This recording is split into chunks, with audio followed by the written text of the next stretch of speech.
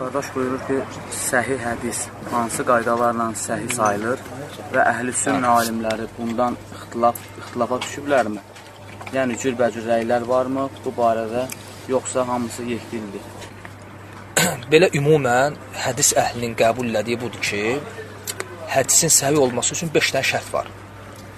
5 dənə şərt bir yerdə olsa hədis səhihdir. O şərtlərdən birincisi hədisin sənədinin tam olmasıdır, ittisal deyirlər. Yəni hədisin sənədində, yəni ravilər silsiləsində qopuqluq olmalı deyil. Və ikincisi budur ki, hədisi rəvayət edən ravilər hamısı adil olmalıdır. Yəni doğru danışan olmalıdır, yalançılıqda və sair ittiham olunmalı deyil. Və onların da tərcümə halları rical kitablarında var. Və üçüncü şərt budur ki, o hədisi rəvayət edən ravilər, onların hifzləri yerində olmalıdır. Və o hifz də iki növdür. Ya ola bilsin ki, fitrətən Allahdan hifzi güclü ola, belə, ya da ola bilsin hifzi zəif olsun və lakin şeyxindən götürdüyü hədisləri yazsın və özündən sonrakiləri ötürəndə kitabından ötürsün. Bu da qəbul olunur. Bu da hifz sayılır. Deməli, hədisin sənədi tam olmalıdır, hədisi rəvayət edən ravilər adil olmalıdır və o ravilərin hifzi yerində olmalıdır və dördüncüsü də ki, hədisdə illə olmalı deyil, yəni gizli qüsur olmalı deyil. O gizli qüsur həm sənəddə olur, həm mətndə olur. Bu da genişdir. Yəni, hədisin, ola bilsin, zahirən hədis səhih görünür, yəni hədisin sənədi tamdır, ravilər adildir, hifzlər də ola bilsin yerindədir və lakin ola bilsin hədis zəif sayılır, hədisin sənədində illə var, bir qüsur var və ya mətnində, aydındır, gərək hədisin sənədi də, mətni də illədən uzaq olsun. Və dördüncüsü də ki, beşincisi də ki, hədis şazlıqdan uzaq olmalıdır.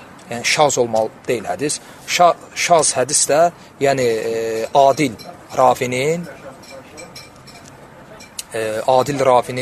güvənlən ravinin özündən daha adil, daha hafiz ravilərə və ya ravilər toplumuna müxalif olan rəvayətidir. Buna şahs deyilir.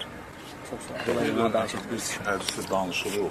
Yəni, Quran ayələri kimi onu təm əzbərləmir olduğu üçün. Bəli. Yəni, xatamız var. Əslində, ərəbcə gərək tam əzbərlənsin. Yəni, əgər ərəbcə əzbərlənirsə, gərək xata olmasın. Ərəbcə yox. Amma tərcümədə, onsuz da tərcümə istər Quran olsun, istər hədis olsun, xüsusən Quran. O, onsuz da Quran sayılmır. Və lakin təbii ki, insan